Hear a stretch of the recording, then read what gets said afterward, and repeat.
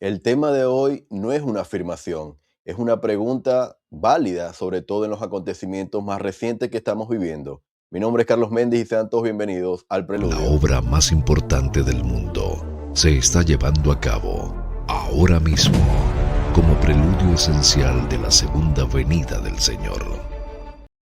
Sean todos bienvenidos, mis amigos, a un nuevo video de este canal El Preludio, como siempre les digo, cuyo único objetivo es acelerar nuestra preparación individual y como familia para los eventos que precederán a la segunda venida. Gracias a todos por los mensajes que me han hecho llegar y por el apoyo durante esta semana que he compartido algunos videos con ustedes. Están ocurriendo muchas cosas y creo que el tema de hoy es bastante propicio para hacernos la pregunta que lleva por título este video. ¿Es posible que las 7 trompetas hayan empezado? Como lo dije en la introducción, no es una afirmación, es una pregunta que nos lleva al análisis. Hermanos, al inicio de este canal yo hice algunos videos, los primeros videos los hice relacionados a Apocalipsis 8, los primeros 6 versículos, luego hice una serie respecto al sexto sello, luego hice una serie respecto a las trompetas y en el desarrollo, hermanos, de esta creación de contenido, he llegado a aprender y a encontrarme con citas que me han hecho ver las cosas de manera distinta, diferente. Así que este video, hermanos, es completamente distinto a todos los videos que yo les he mostrado anteriores respecto a las trompetas. Y hoy les voy a mostrar una cita clave que me ayudó a mí a comprender o a comenzar a ver este tema de las trompetas de una manera completamente distinta. Para comenzar, quiero leer algunas citas que nos van a ayudar a encontrar un contexto claro respecto al tema de las trompetas. Este profesor de estudios antiguos, de escritura antigua de BYU, dijo: las imágenes, es decir, las imágenes que se mencionan en la revelación de Apocalipsis, no deben dibujarse ni siquiera imaginarse. Sin embargo, deben interpretarse. La obra maestra de Juan nunca estuvo destinada al lienzo y al pincel, sino a la mente. Es decir, todas estas imágenes que se mencionan, ¿verdad? Están escritas, están plasmadas ahí, pero para que nosotros podamos encontrarle solución o respuesta o interpretación en la mente. Dice, cada imagen puede tener múltiples puntos de comparación y por lo tanto significado. La cuestión es, por supuesto, no dejarse llevar por ellos y utilizar solo lo que mejor se apliquen. Además, es importante señalar que no todos los detalles descritos por Juan tienen un significado profundo. Y basado en esta cita, hermanos, como cada elemento tiene puntos de comparación o interpretaciones diversas del mismo elemento, lo que yo les voy a compartir ahora forma simplemente parte de un análisis individual y no debe ser tomado como una verdad absoluta. Cada uno de nosotros debe tomar lo mejor, reforzar lo que ya han aprendido o seguir analizando este tema y poder compartir sus impresiones.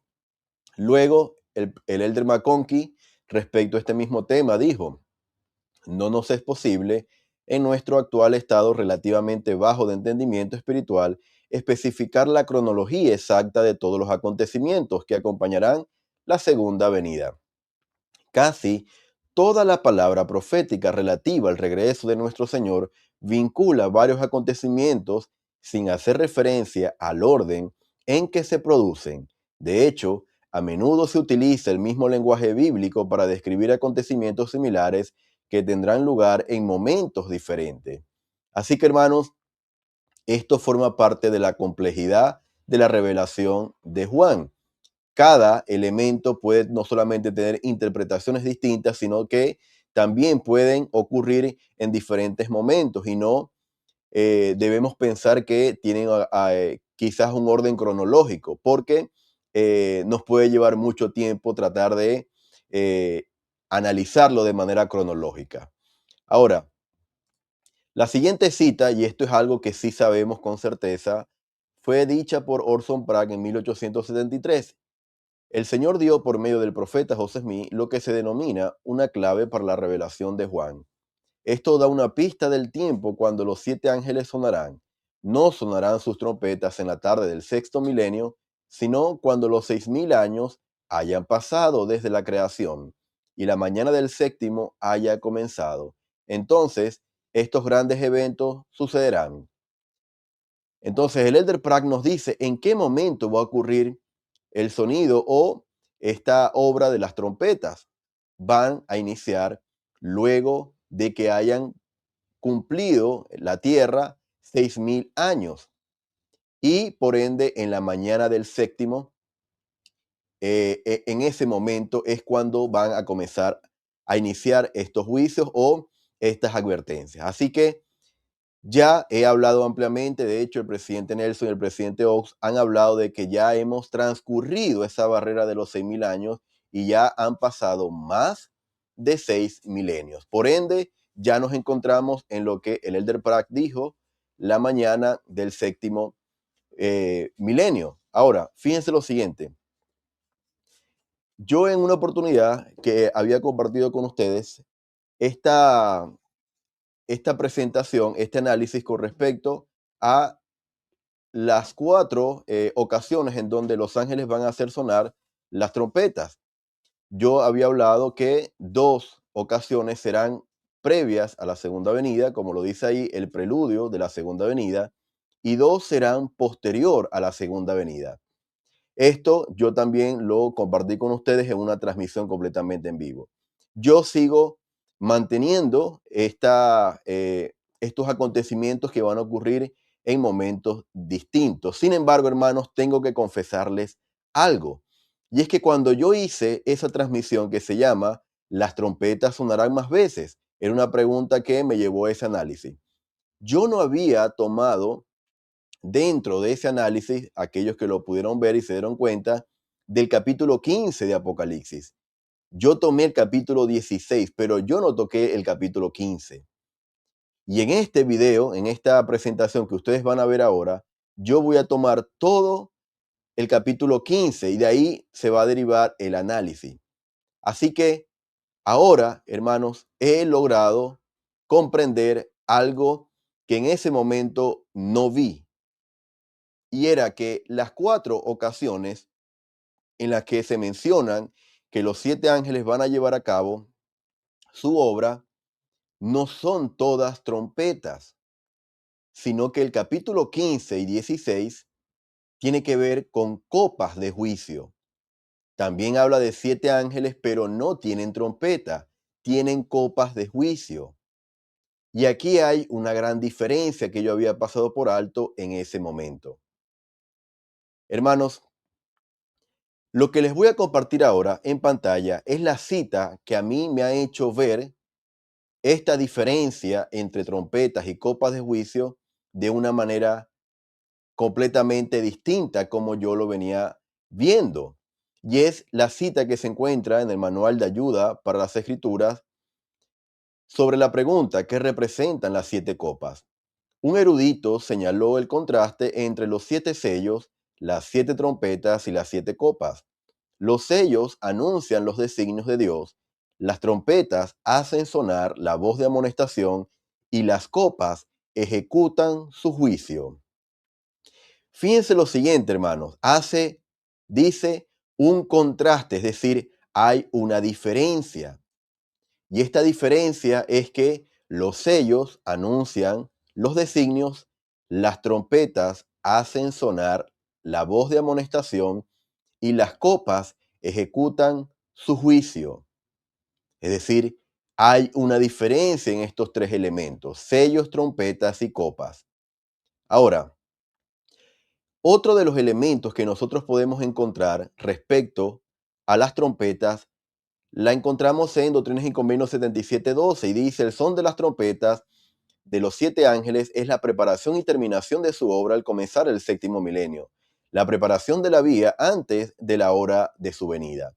Entonces, aparte de los elementos que hemos leído de amonestación, las trompetas también hacen una simbología o representan la preparación de la vía antes de la hora de su venida. Entonces, hermanos, ¿cuál es la conclusión y por qué yo hago esta presentación que le estoy compartiendo en este momento a ustedes? Si las trompetas representan la voz de amonestación y la preparación de la vía, y además las copas representan la ejecución del juicio, Claramente estamos hablando de dos procesos completamente distintos. Hermanos, y la manera en que yo veo esto es que van a ocurrir en momentos distintos. Por ejemplo, las trompetas, si sirven de amonestación y de preparación, no se puede amonestar y ejecutar el juicio al mismo tiempo. Las trompetas o la amonestación es un periodo, y así lo interpreto yo, un periodo de gracia, un periodo de misericordia para que los hijos de Dios, la iglesia, haga los ajustes, se arrepienta y vuelvan a la senda de los convenios. Pero es un periodo previo a la ejecución de los juicios. Esto fácilmente lo podemos ver en la experiencia de Noé con el arca, su familia y el diluvio. El Señor le dijo que llamara al arrepentimiento al pueblo mientras estuviese construyendo el arca, y sus días serían 120 años. Ese es el periodo de amonestación, vamos a decirlo así, ese es el periodo de las trompetas, colocando este ejemplo, un periodo de gracia, un periodo de misericordia, un periodo para que el profeta en ese momento Noé los llamara al arrepentimiento. El juicio, la ejecución vino después de los 120 años, no vino al mismo tiempo, vino después. Y bajo esa interpretación de lo que ocurrió con el arca de Noé, es que yo puedo interpretar ahora y ver de una manera completamente distinta estos dos elementos. Yo pensé que todos eran, y lo había interpretado así, trompetas y amonestaciones. No, es amonestación y por otro lado, ejecución del juicio. Ahora, dado ya este elemento, esta aclaración, hermanos, esta distinción, quiero mostrarles ahora tres partes en las que se va a dividir este video. Y vamos a ir analizando, como les dije, Apocalipsis 15 junto a Apocalipsis 8. Número 1. Vamos a hablar de la ubicación de los 7 ángeles. En la parte izquierda ustedes siempre van a ver Apocalipsis 8, en la parte derecha Apocalipsis 15. Apocalipsis 8, el versículo 2 dice, y vi, Juan dice, y vi a los 7 ángeles que estaban delante de Dios y les fueron dadas 7 trompetas. Juan dice solamente, vi que estaban ahí delante de Dios y le fueron dadas 7 trompetas. Pero Apocalipsis 15 dice, y después de estas cosas miré, y aquí fue abierto en el cielo el templo del tabernáculo del testimonio. Y aquí encontramos algo bastante interesante. Dice, fue abierto el templo del tabernáculo del testimonio. ¿Qué es esto? ¿A qué se está refiriendo Juan en esta revelación, en este versículo? ¿Qué lugar es ese? Fíjense lo siguiente. En el manual de instituto del Antiguo Testamento encontramos lo relacionado al arca del testimonio. Y dice lo siguiente. El arca del testimonio era un arcón o caja de madera de acacia recubierta de oro. Tenía aproximadamente 1,13 metros de largo y 0,68 metros de ancho y 0,68 de altura. Varas o pérdigas a ambos lados permitían que los sacerdotes pudieran transportarla sin tocar el arca misma. Dentro del arca se colocaron las tablas de la ley dadas a Moisés en el monte Sinaí. De ahí que fueron llamadas el arca del testimonio o el arca del pacto. Entonces, hermanos, fíjense este elemento.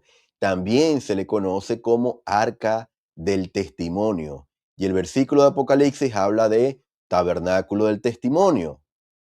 Fíjense lo siguiente. El arca, esta arca que acabamos de mencionar, estaba dentro del cuarto interior del tabernáculo, lugar que era conocido como el lugar santo de los santos o lugar santísimo. El arca era contemplada con la mayor reverencia por los israelitas y delante de ella se recitaban oraciones antes de moverla o cambiarla de lugar. Entonces, hermanas, hermanos y hermanas, este elemento, esta arca, estaba en el lugar santísimo, dentro del tabernáculo. Ahora, claramente el arca del testimonio era uno de los rasgos más significativos del tabernáculo, tanto para su importancia para el antiguo Israel, como también por su significado simbólico. Y aquí ustedes pueden ver los elementos que en alguna oportunidad yo les hablé del tabernáculo. Entonces, el versículo, si ustedes se dan cuenta, en la parte superior está la parte del versículo que leímos de Apocalipsis 15. Fue abierto en el cielo el templo del tabernáculo del testimonio. Lo que podemos inferir por esto es que Juan estaba haciendo mención a la parte más santa de un templo, al lugar santísimo de un templo.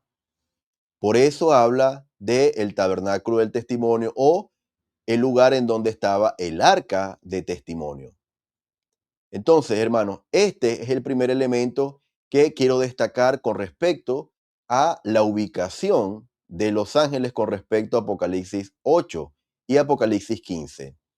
Ahora, el siguiente versículo de Apocalipsis 15, el versículo 6, dice, y salieron, ¿quiénes salieron? Los 7 ángeles. Salieron del templo los 7 ángeles que tenían las 7 plagas, vestidos de lino limpio y resplandeciente y ceñidos alrededor del pecho con cintos de oro. Entonces, hermanos, si ustedes ven Apocalipsis 8, simplemente nos dice, Juan ve a los 7 ángeles que estaban delante de Dios. Recordarán, Apocalipsis 8 habla de las trompetas, pero Apocalipsis 15 nos da mucho más elementos con respecto a la ubicación de estos ángeles. Estos ángeles dice que estaban saliendo de este lugar santísimo, del templo, y dice vestidos de lino, ceñidos alrededor del pecho con cintos de oro. Hermanos, esta representación que dice vestidos de lino, dice el manual de ayuda para las escrituras. Dios designa a 7 ángeles para hacer cumplir el juicio. Los ministros de justicia son ángeles de alto rango, como lo sugieren los cintos de oro que usan como el del Hijo del Hombre. Los 7 ángeles estaban vestidos como el sumo sacerdote del Antiguo Testamento, lo que sugiere que estaban listos para servir en la presencia de Dios. Entonces, hermanos, estamos hablando de una representación del templo, específicamente estamos hablando del lugar santísimo, es decir, una vez que se pasa el velo. De ese lugar del tabernáculo de Moisés se estaba haciendo mención, y esto claramente tiene una relación inmediata a los templos en la actualidad de la iglesia. Ahora, quiero avanzar entonces, hermanos, al siguiente elemento. En el primero hablé de la ubicación de los ángeles, y haciendo este estudio, una amiga del canal, la hermana Eva, me ayudó a poder ver o a diferenciar el tema del humo. Y yo después, haciendo este análisis, pude profundizar un poco más con respecto al humo que se menciona en Apocalipsis 8 y Apocalipsis 15. Dice Apocalipsis 8, y el otro ángel vino y se puso delante del altar con un incensario de oro, y se le dio mucho incienso para que le añadiese a las oraciones de todos los santos sobre el altar de oro que estaba delante del trono. Y el humo del incienso subió desde la mano del ángel delante de Dios con las oraciones de los santos. Y el ángel tomó el incensario y lo llenó del fuego del altar y lo arrojó a la tierra, y hubo truenos y voces y relámpagos y un terremoto. Hermanos, yo también toqué dentro de esa primera serie estos versículos, especialmente hablando del ángel con el incensario. Y yo, hermanos, sinceramente, había entendido todo este tiempo este tema como un evento futuro que no había ocurrido. Sin embargo, esta cita que le mostré al principio, que me ayudó a ver esto de manera diferente, me ha abierto un poco más los ojos y me ha ayudado a comprender que quizás esto ya se haya cumplido. Y más adelante lo voy a explicar bien.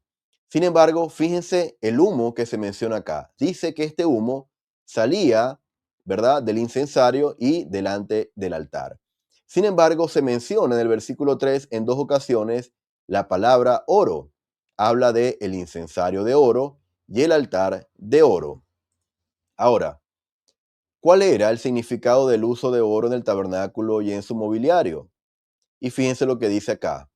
El oro ha sido muy estimado por los hombres desde las épocas más remotas y ha tenido significado tanto simbólico como monetario.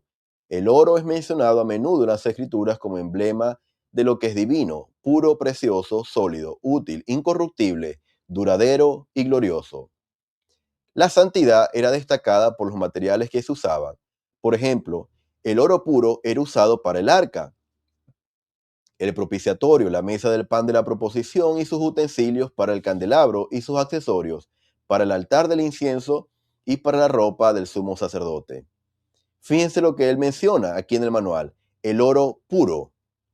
Y luego, más adelante dice, el oro inferior era empleado para las molduras, los aros y las varas del arca, de la mesa y del altar del incienso, y para las argollas de las cortinas, para los marcos y los barrotes, para los pilares del velo y de la cortina, y para otras partes de la vestimenta del sumo sacerdote. Es decir, hermanos, habla de dos tipos de oro puro y el oro inferior, que este oro inferior era utilizado para otros accesorios de los artículos más importantes y sagrados del tabernáculo. Y esto es importante a la hora de poder entender el altar y el incensario.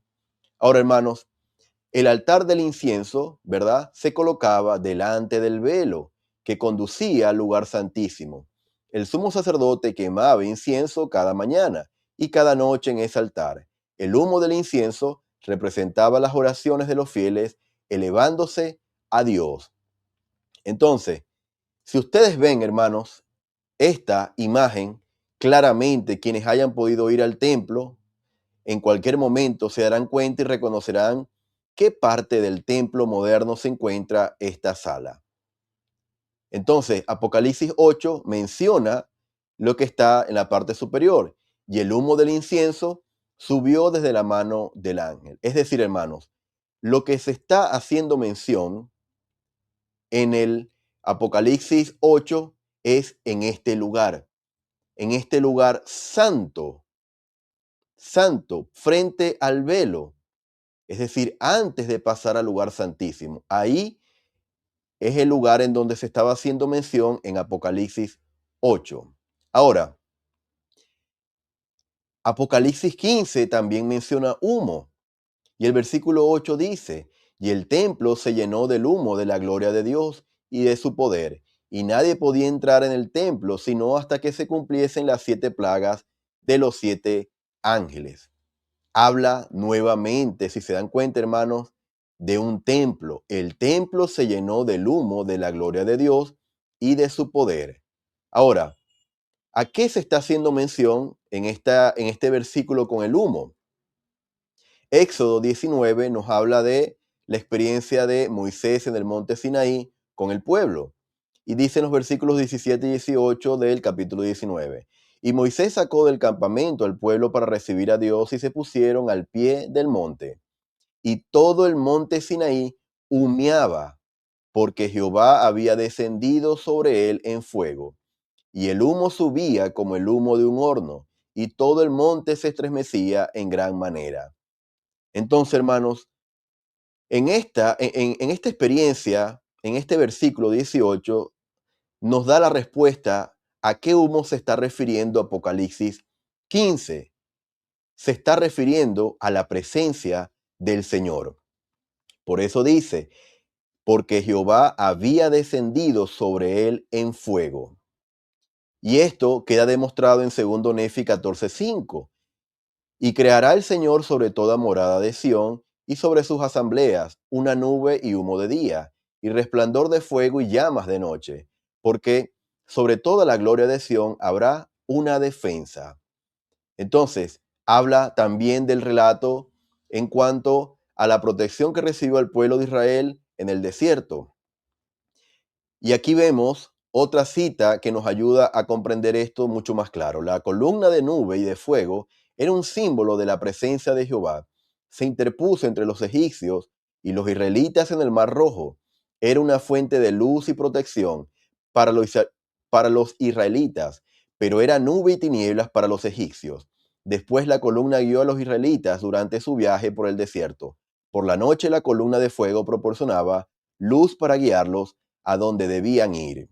Entonces, hermanos, aquí encontramos en estas tres citas que les acabo de mencionar elementos que nos indican la diferencia y el contraste entre el humo de Apocalipsis 8 y el humo que se menciona en Apocalipsis 15. Ahora, mis amigos, aquí viene la primera conclusión después de ver estas primeras dos partes de este video. La primera conclusión a la que quiero llegar con ustedes es que Apocalipsis 8 nos está hablando de un lugar específico del templo, el lugar santo. Apocalipsis 15 nos está hablando también de un templo, pero de otro lugar, del lugar santísimo. ¿Cómo sabemos esto? Después de haber visto lo que vimos.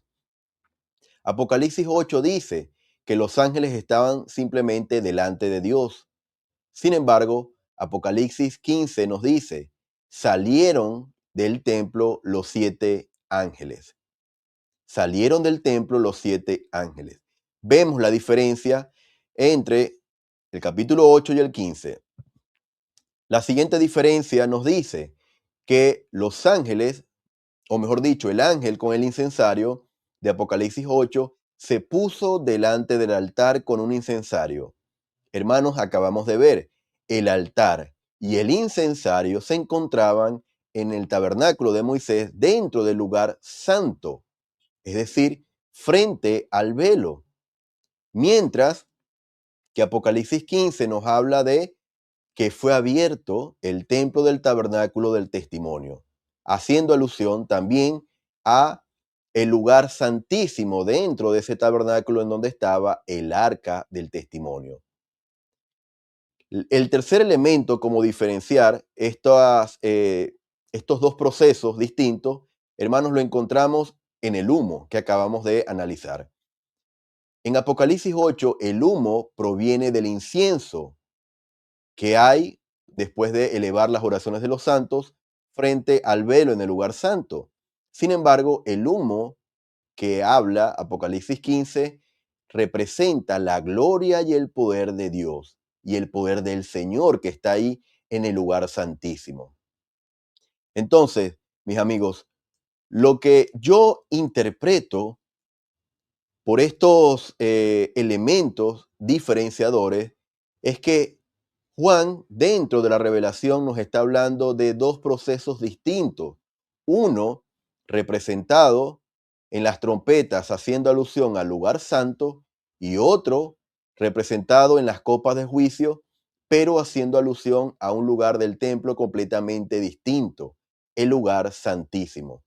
Por eso, cuando uno va al templo y está en la sala de investidura, es un ambiente de preparación para avanzar al siguiente lugar, que es el lugar santísimo. Claramente podemos encontrar este contraste entre las trompetas, hablando de preparación, ¿verdad? Que de alguna manera nos preparan, nos amonestan, nos ayudan a poder reconocer que es un tiempo para prepararnos y avanzar hacia el lugar santísimo. Ahora, otra de las cosas, hermanos, que yo interpreto después de haber mencionado y mostrándole estas cosas, es lo siguiente, y es que estos dos elementos que Juan menciona en el capítulo 8 y en el capítulo 15, creo que hacen mención, sí, ya lo vimos, a diferentes lugares del templo, pero yo interpreto esto como lugares no solamente diferentes, sino templos diferentes. Templos diferentes. Es decir, yo les voy a mencionar ahora dos templos que al menos desde mi punto de vista pueden tener una relevancia importante para estos últimos días en preparación para la segunda venida. Y aquí avanzamos al tercer elemento, a la tercera parte de este video, y es la relación, ¿verdad? Hablando de amonestación, de trompetas y de juicio entre el presidente Russell M. Nelson y Dallin H. Oaks. Como hablé de primer templo y del segundo templo, ¿verdad? Apocalipsis 8 habla de un lugar santo. Este lugar o esta relación, ¿verdad? Que que se me viene a la mente, es una interpretación personal. Ustedes no tienen que pensarlo igual, ustedes pueden tener otras perspectivas completamente distintas. Hermanos, yo la hago con el templo de Roma. Hermanos, ¿por qué yo hago este paralelo? ¿Por qué yo incluyo en este análisis el templo de Roma? Hermanos, desde el 6 de abril del año 2000, no ha sido dedicado otro templo más importante en este último siglo que el templo de Roma, Italia. En ese orden de importancia, si el primero de esta última dispensación, ¿verdad? Después de haber sido abierto el séptimo sello, fue el templo de Palmira, hermanos, uno de los templos más importantes, y ahora van a saber tres razones del por qué se los menciono, es el templo de Roma, Italia. ¿Por qué? Fíjense lo siguiente. En primer lugar, el presidente Nelson dijo respecto a este templo: solo estamos poniendo los cimientos de lo que está por venir. La dedicación fue un punto de inflexión en la historia de la iglesia. La dedicación del templo de Roma fue un punto de inflexión. Es decir, no estamos hablando de un templo cualquiera.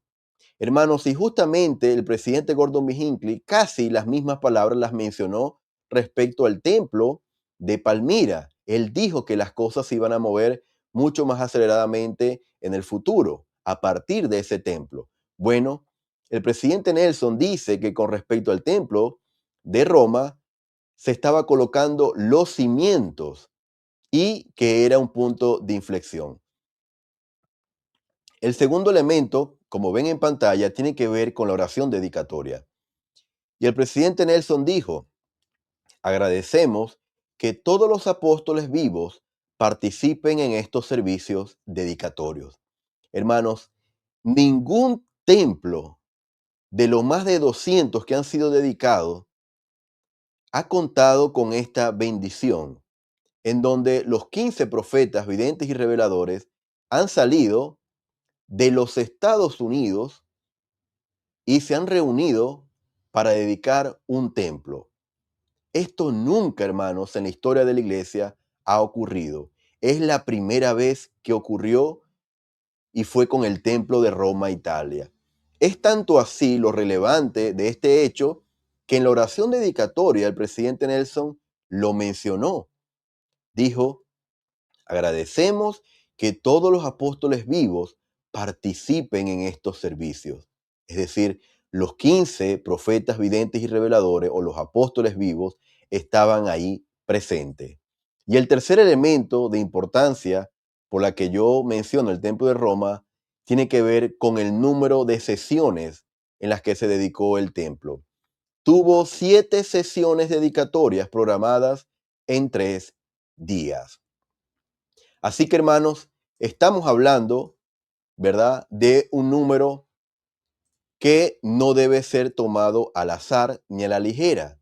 Estamos hablando de uno de los templos que iba a ser un punto de inflexión y, como dijo el presidente Nelson, se estaban colocando los cimientos de lo que iba a venir. Esto ocurrió en el 2019. Vemos que ya para el 2025 el presidente Nelson en abril anunció el templo número 200 de su ministerio.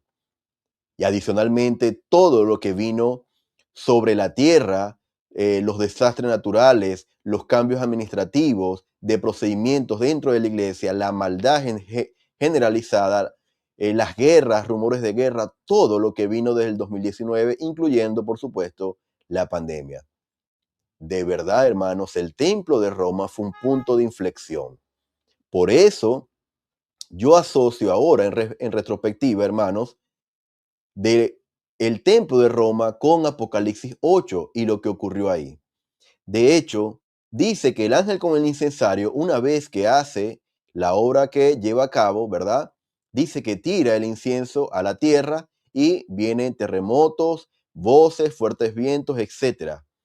Es decir, hay un cambio. Si está en el templo, ¿verdad? Porque está con el incensario frente al altar, luego hay un contraste completamente distinto con desastres naturales y otro tipo de eventos. Es decir, lo que habla Apocalipsis 8 es que ocurre un cambio. luego de esa, yo lo he dicho en el pasado, ordenanza. Yo asocio Apocalipsis 8, la labor o la función del ángel con el incensario, con una ordenanza que se llevó a cabo en un templo. Así que, hermanos, estos elementos me hacen al menos tomar en cuenta el templo de Roma como un punto de inflexión y también un punto relevante y una pieza fundamental dentro de este rompecabezas del Señor. Ahora, el segundo templo, hermanos, en orden de importancia, es el templo del lago Salado, que todavía está en proceso en la fase final de remodelación. Y fíjense lo siguiente que quiero compartir con ustedes. El elder Gary Stevenson mencionó en su mensaje de Días Inolvidables lo siguiente: el centro simbólico de esos eventos será la rededicación del templo de San Ley y las actividades que hoy conllevará ese hecho. Ciertamente esos serán días inolvidables. Entonces, hermanos, vemos que el centro de todo lo que va a ocurrir en el entorno de la iglesia en esta década inolvidable, el centro es el templo del lago Salado. Y ustedes y yo sabemos qué simboliza el centro. ¿Por qué se nos habla siempre del centro haciendo referencia al Salvador? Hermanos, el centro dentro del templo hace mención al lugar santísimo. Mismo lugar santísimo de la que se menciona en Apocalipsis 15, cuando habla del templo o del tabernáculo del testimonio, haciendo alusión al arca del testimonio. Eso es el lugar santísimo. Dentro del templo moderno, el centro del templo donde está Jesucristo, donde nos podemos encontrar literalmente con Él, es en el lugar santísimo, en el salón celestial de los templos. Entonces, hermanos, ese centro simbólico de todos estos acontecimientos de esta década es lo que representa el templo del lago Salado. Así que este es la importancia de este templo y por eso que yo incluyo también dentro del análisis el templo del lago Salado, y esto obviamente va de la mano con el templo de Roma y también el templo de Palmira que les mencioné anteriormente. Ahora, mis amigos, como segunda conclusión de este elemento, ¿verdad? Quiero mencionarles que, como previamente les había dicho, el lugar santo de Apocalipsis 8, yo al menos encuentro un paralelo con lo que ocurrió en el templo de Roma, mientras que Apocalipsis 15 habla del lugar santísimo, que al menos de acuerdo a lo que hemos visto, podemos inferir que va a ocurrir estos eventos, como dice Apocalipsis 15, cuando sea abierto. Esa es la palabra que se usa en Apocalipsis 15. Cuando sea abierto el templo, dice, los ángeles saldrán de ahí. Es interesante la palabra que usa, porque todavía efectivamente, hermanos, el templo del lago Salado no ha sido abierto, pero en el futuro, en los próximos meses, será abierto o será dedicado. Entonces, aquí encuentro un paralelo entre las trompetas y lo que ocurrió en el templo de Roma con el presidente Russell M. Nelson, y en un futuro lo que puede ocurrir con el presidente Dallin H. Oaks y la futura dedicación del templo del lago Salado. Por los momentos, él es el presidente de la iglesia, así que podemos decir que solamente el Señor sabe quién será la persona que va a dedicar el templo del lago Salado, pero tenemos que decir que por los momentos será el presidente Dallin H. Oaks. Ahora, mis amigos, quiero mostrarles esta imagen que la acompaña una cita del presidente Stevenson. Esta imagen forma parte del mensaje del elder Stevenson de abril del 2024, que se llama Conectar los dos grandes mandamientos. Los puentes nos llevan a lugares a los que no podríamos ir de otro modo. Los puentes nos llevan a lugares a los que no podríamos ir de otro modo. Y quiero mostrarles otra imagen. Recientemente, el 22 de febrero, el elder Anderson, en un devocional de BYU que el día de mañana voy a analizar con ustedes, mostró esta imagen haciendo alusión a dos pilares fundamentales, ¿verdad? que nos han dejado algunas advertencias en los últimos días. Estos dos pilares son el presidente Nelson en el 2018 y el presidente Dallin H. Oaks en el 2026.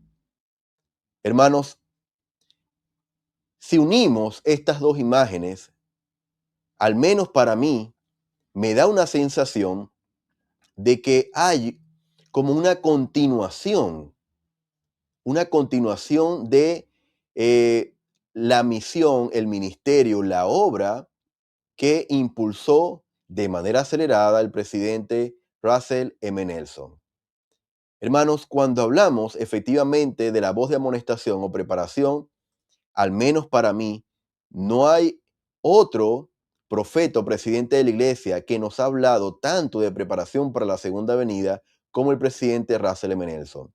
En cada publicación que hizo, en cada devocional que participó, en cada entrevista que dio, en cada discurso, siempre nos habló de la preparación para la segunda venida. Yo compartí con ustedes un análisis en donde yo mencioné las más de 50 menciones de la preparación para la segunda venida.